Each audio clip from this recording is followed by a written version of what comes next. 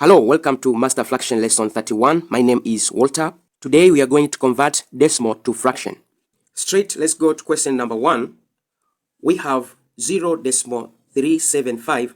We need to convert it into fraction.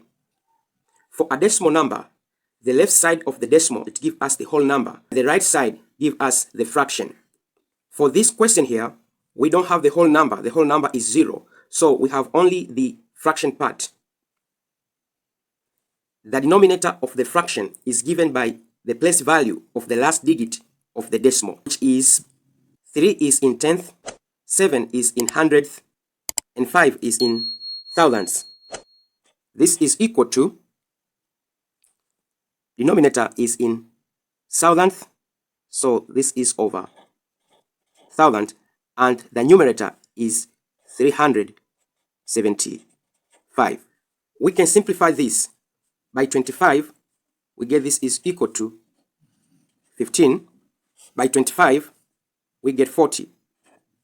By 5 is equal to 3. By 5, we get 8. Let's go to question number 2. We have 3.025. We need to change it into fraction.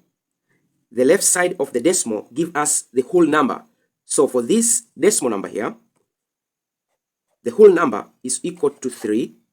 The denominator of the fraction is the place value of the last digit, which is thousandth. And the numerator is 25. This is equal to 3. When you simplify by 25, we get 1 over, by 25, it is 40.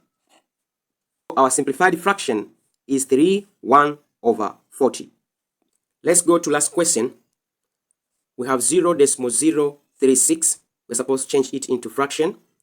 The left side of the decimal, we have 0, so we don't have any whole number.